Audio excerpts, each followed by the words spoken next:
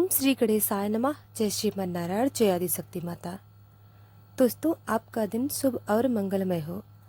दोस्तों, आज हम एक ऐसी कथा सुनेंगे जिसमें रावण ने कौन सी विचित्र दक्षिणा मांगी थी श्री राम से। तो आइए कथा को प्रारंभ करते हैं। पुरोहित रावण की दक्षिणा एक अद्भुत भाव विभोर करने वाला प्रसंग है।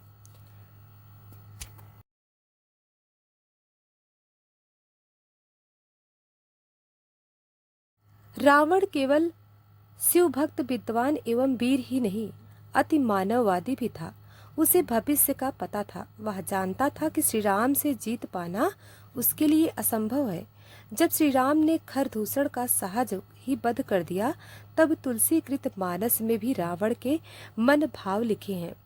खरदूषण मूषम बलवंता, तिन्ह को मारहि बिनु भगवंता। भगवान श्री राम ने रामेश्वरम में जब शिवलिंग की स्थापना की, तब आचार्य के रावण को निमंत्रित किया। रावण ने उस निमंत्रण को स्वीकार किया और उस अनुष्ठान का आचार्य बना। रावण त्रिकाल ज्ञाता था। उसे पता था कि उसकी मृत्यु सिर्फ श्री राम के हाथों में लिखी है। वह श्री राम से कुछ भी दक्षिणा मांग सकता था, लेकिन क्या आप जानते हैं कि उसने क्या विचित्र दक्षिणा मांगी होगी? तो आइए जानते हैं। रावण केवल शिव भक्त, विद्वान एवं वीर भी नहीं था, बल्कि उसे भविष्य का भी पता था। वह जानता था कि राम से जीत पाना उसके लिए संभव था। जामवंत जी को आचार्य का निमंत्रण देने के लिए लंका भेजा गया। जामवंत जी दीर्घ आकार के थे। आकार में वे कुंभकर्ण से तनिक ही छोटे थे। इस बार राम ने बुद्धि प्रबुद्धि भयानक और बृहद आकार जामवंत को भेजा है। पहले हनुमान, फिर अंगद और अब जामवंत। यह भयानक समाचार विद्युत वेग की भांति पूरे नगर में फैल गया। इस घबराहट से उसके हृदय की धड़कने लगभग बैठ सी गई। निश्चित रूप से जामवंत देखने में हनुमान और अंगद से अधिक ही भयावह थे। सागर सेतु लंका का मार्ग प्राय सुनसान मिला। कहीं कहीं पर कोई मिला भी तो वे डर के मारे बिना पूछे ही राजपथ की ओर का संकेत देते थे। बोलने का किसी में साहस नहीं था। प्रहरी भी हाथ जोड़कर मार्ग दिखा रहे थे। इस प्रकार जामवंत को किसी से कुछ पूछना नहीं पड़ा। यह समाचार द्वारपाल ने लगभग दौड़कर रावण तक पहुंचाया। स्वयं रावण उन्हें राज दरबार तक लेने आए। रावण को अभिवादन का उपक्रम करते देख जामवंत ने मुस्कुराते हुए कहा कि मैं अभिनंदन का पात्र नहीं हूँ। मैं वनवासी राम का दूत बनकर आया हूँ। उन्होंने आपको सादर प्रणाम कहा है। रावण ने सविनय कहा, आप हमारे पितामह के भाई हैं, इस नाते आप हमारे पूज्य हैं। आप कृपया आसन ग्रहण करें। यदि आप मेरा निवेदन स्वीकार करेंगे, तभी संभवतः मैं भी आपका संदेश सावधानी से सुन सकूंगा। मुझे कोई आपत्ति नहीं। उसने आसन ग्रहण किया। रावण ने भी अपना स्थान ग्रहण किया। तदुपरांत जामवंत ने पुनः सुनाया कि वनवासी राम ने आपको प्रणाम कहा है। वे सागर सेतु निर्माण उपरांत अब यथाशीघ्र महेश्वर विग्रह की स्थापना करना चाहते हैं। इस अनुष्ठान को संपन्न कराने के लिए उन्होंने ब्राह्मण वेदों के ज्ञाता और शिव भक्त रावण को आचार्य पद पर वरण करने की इच्छा प्रकट की है। मैं उनकी ओर से आपको आमंत्रित करने आया हूँ। इसके उपरांत रावण ने मुस्कान भरे स्वर में पूछ ही लिया कि क्या राम द्वारा महेश्वर विग्रह स्थापना लंका विजय की कामना से किया जा रहा है? बिल्कुल ठीक। श्री राम की महेश्वर के चरणों में पूर्ण भक्ति है। रावण आँख टटोलते हुए गुराया, अत्यंत धृष्टता, नितांत निर्लज्ज लंकेश्वर ऐसा प्रस्ताव कभी भी स्वीकार नहीं करेंगे। तुम्हें किसने मध्यस्थता करने को कहा? लंकेश ने कठोर स्वर में फटकार दिया। जीवन में प्रथम बार किसी ने रावण को ब्राह्मण माना और आचार्य बनने योग्य जाना है। क्या रावण इतना अधिक मूर्ख कहलाना चाहेगा कि वह भारतवर्ष के प्रथम प्रशंसित महर्षि पुलसत्य के सगे भाई महर्षि वशिष्ठ के यजमान का आमंत्रण और अपने आराध्य की स्थापना हेतु आचार्य पद अस्वीकार कर दिया। लेकिन हाँ, यह जांच तो नितांत आवश्यक ही है कि जब वनवासी राम ने इतना बड़ा आश्चर्य पद पर पदस्थ होने हेतु आमंत्रित किया, तब वह भी यजमान पद हेतु उचित अधिकारी है भी अथवा नहीं। जामवंत जी, आप जानते ही हैं कि त्रिभुवन विजय आपने इस शत्रु की लंकापुरी में आप पधारे हैं। यदि हम आपको यहाँ बंदी बना लें और आपको यहाँ से लौटने ना दे तो आप क्या करोगे? जामवंत खुलकर हंसे। मुझे निरुद्ध करने की शक्ति समस्त लंका के दानवों के संयुक्त प्रयास में नहीं है, किंतु मुझे किसी भी प्रकार की कोई विद्वत्ता प्रकट करने की ना तो अनुमति है और ना ही आवश्यक। ध्यान रहे, मैं अभी एक ऐसे उपकरण के साथ यहाँ विद्यमान हूँ जिसके माध्यम से धनुर्धारी लक्ष्मण यह दृश्य वार्ता स्पष्ट रूप से देख सुन रहे हैं। जब मैं वहां से चलने लगा था, तभी धनुर्धर लक्ष्मण ने पशुपतास्त्र निकालकर संधान कर लिया है और मुझे कहा कि जामवंत रावण से कह देना कि यदि आप में से किसी ने भी मेरा विरोध प्रकट करने की चेष्टा की तो वह पशुपतास्त्र समस्त दानव कुल के संहार का संकल्प लेकर तुरंत छूट जाएगा।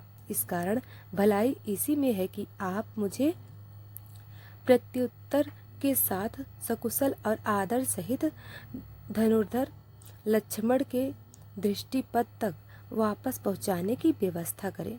वहां उपस्थित दानव गण भयभीत हो गए। प्रहस्त का शरीर पसीने से लथपथ हो गया। लंकेश तक कांप उठे। पशुपतास्त्र महेश्वर का यह अमोघ अस्त्र तो सृष्टि में एक साथ दो धनुर्धर प्रयोग ही नहीं कर सकते। अब भले ही वह कारण रावण मेघनाथ के पास में भी हो, जब लक्ष्मण ने उसे संधान स्थिति में ला ही दिया है, तब स्वयं भगवान शिव भी अब उसे उठा नहीं सकते। उसका तो कोई प्रतिकार ही नहीं। रावण ने अपने आप को संभाल कर कहा, आप पधारे। यजमान उचित अधिकारी हैं, उसे अपने दूत का संरक्षण देना आता है। राम से कहिएगा कि मैंने उसका आचार स्वीकार किया।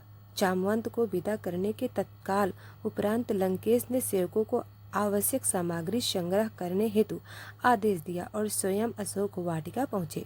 जो आवश्यक उपकरण यजमान उपलब्ध न कर सके, उसे जुटाना आचार्य का परम कर्तव्य होता है। रावण जानता है कि वनवासी राम के पास क्या है और क्या होना चाहिए। अशोक उद्यान पहुँचते ही रावण ने सीता से कहा कि राम लंका की कामना से समुद्र तट पर महेश्वर लिंग विग्रह की स्थापना करने जा रहे हैं और रावण को आचार्य वर्ण किया है। यजमान का अनुष्ठान पूर्ण हो, यह दायित्व आचार्य का भी होता है। तुम्हें विदित है कि अर्धांगिनी के बिना गृहस्थ के सभी अनुष्ठान अपूर्ण रहते हैं। विमान आ रहा है, उस पर बैठ जाना। ध्यान रहे कि तुम वहां भी रावण के अधीन ही रहोगी। अनुष्ठान समाप्त उपरांत यहाँ आने के लिए विमान पर पुनः बैठ जाना। स्वामी का आचार्य अर्थात स्वयं का आचार्य यह जानकी जी ने दोनों हाथ जोड़कर मस्तक झुका दिया। स्वस्थ कंठ से सौभाग्यवती भव कहते हुए रावण ने दोनों हाथ उठाकर भरपूर आशीर्वाद दिया। सीता और अन्य आवश्यक उपकरण सहित रावण आकाश मार्ग से समुद्र तट पर उतरा। आदेश मिलने पर आना कहकर सीता को उसने विमान में ही छोड़ा और स्वयं राम के सम्मुख पहुंचा। जामवंत से संदेश पाकर भाई मित्र और सेना सहित श्री राम स्वागत सत्कार हेतु पहले से ही तत्पर थे। सम्मुख होते ही वनवासी राम सुग्रीव ही नहीं, विभीषण की भी उसने उपेक्षा कर दी, जैसे वे वहां हो ही नहीं। भूमि शोधन के उपरांत रावण आचार्य ने कहा कि यजमान, अर्धांगिनी कहाँ है? उन्हें यथास्थान आसन दे। श्री राम ने मस्तक झुकाते हुए हाथ जोड़कर अत्यंत विनम्र स्वर से प्रार्थना की कि यदि यजमान अगर असमर्थ हो तो योग आचार्य सर्वोत्कृष्ट विकल्प के अभाव में अन्य समकक्ष विकल्प से भी तो अनुष्ठान संपादन करा सकते हैं। तब रावण आचार्य ने कहा, किंतु अन्य विकल्प के अभाव में ऐसा संभव है, प्रमुख विकल्प के अभाव में नहीं। यदि तुम अविवाहित विधुर अथवा परित्यक्ता होते तो संभव था। इन सबके अतिरिक्त तुम सन्यासी भी नहीं हो और पत्नीहीन वानप्रस्थ का भी तुमने व्रत नहीं लिया है। इन परिस्थितियों में पत्नी रहित अनुष्ठान तुम कैसे कर सकते हो? श्री राम ने मुस्कुराते हुए कहा, इसका कोई उपाय है आचार्य? रावण आचार्य ने कहा, अवश्य, लेकिन आचार्य आवश्यक साधन उपकरण अनुष्ठान उपरांत वापस ले जाते हैं। स्वीकार हो तो किसी को भेज दो। सागर सन्निकट पुष्पक विमान में यजमान पत्नी विराजमान है। श्री राम ने हाथ जोड़कर मस्तक झुकाते हुए मौन भाव से इस सर्वश्रेष्ठ युक्ति को स्वीकार किया। श्री राम के आदेश के परिपालन में विभीषण मंत्रियों सहित पुष्पक विमान तक गए और सीता सहित लौटे। यजमान आचार्य के इस संदेश का वैदेही ने पालन किया। गणपति पूजन, कलश स्थापना और नवग्रह पूजन उपरांत आचार्य ने पूछा, लिंग विग्रह? यजमान ने निवेदन किया कि उसे लेने गत रात्रि के प्रथम प्रहर से पवन पुत्र कैलाश गए हुए हैं, अभी तक लौटे नहीं, आते ही होंगे। आचार्य ने आदेश दे दिया, विलंब नहीं किया जा सकता, उत्तम मुहूर्त उपस्थित है, इसलिए अविलंब ना करे। यजमान बालू का लिंग विग्रह स्वयं बना ले। जनक नंदिनी ने स्वयं के कर कमल से समुद्र की आर्द्र रेणुका से आचार्य के निर्देशक अनुसार यथेष्ट लिंग विग्रह निर्मित किया। यजमान द्वारा रेणुका का आधार पीठ बनाया गया। श्री सीताराम ने वहीं महेश्वर लिंग विग्रह स्थापित किया। आचार्य ने परिपूर्ण विधि विधान के साथ अनुष्ठान संपन्न कराया। अब आती है बारी आचार्य की दक्षिणा की। श्री राम ने पूछा, आपकी दक्षिणा? आचार्य पुनः एक बार सभी को चौंका दिया। आचार्य ने शब्दों ने रावण आचार्य ने कहा, घबराओ नहीं यजमान, स्वर्णपुरी के स्वामी की दक्षिणा संपत्ति नहीं हो सकती। आचार्य जानते हैं कि उनका यजमान वर्तमान में वनवासी है, लेकिन फिर भी राम अपने आचार्य की जो भी मांग हो उसे पूर्ण करने की प्रतिज्ञा करते हैं। रावण ने कहा, आचार्य जब मृत्यु साया ग्रहण करे तब यजमान सम्मुख उपस्थित रहें। आचार्य ने अपनी दक्षिणा मांगी, ऐसा ही होगा। आचार्य यजमान ने वचन दिया और समय आने पर निभाया भी। रघुकुल रीत सदा चली आई, प्राण जाए पर वचन न जाए। यह दृश्य वार्ता देख सुनकर सभा में उपस्थित समस्त जन समुदाय के नैना अभिराम प्रेम अश्रु जल से भर गए। सभी एक साथ स्वर से सच्ची श्रद्धा के साथ इस अद्भुत आचार्य को प्रणाम किया। रावण जैसे भविष्य दृष्टा ने जो दक्षिणा मांगी उससे बड़ी दक्षिणा क्या हो सकती है। जो रावण यज्ञ कार्य पूरा करने हेतु राम की बंदी पत्नी को शत्रु के समक्ष प्रस्तुत कर सकता है, वह राम से लौट जाने की दक्षिणा कैसे मांग सकता है। बहुत कुछ हो सकता था। काश प्रभु राम को वनवास न होता, काश माता सीता वन में न जाती, किंतु यह धरती तो ही है पाप भुगतने वालों के लिए, और जो यहाँ आया है उसे अपने पाप भुगतने होंगे, और इसलिए रावण जैसा पापी लंका का स्वामी तो हो सकता है, लेकिन देवलोक का नहीं।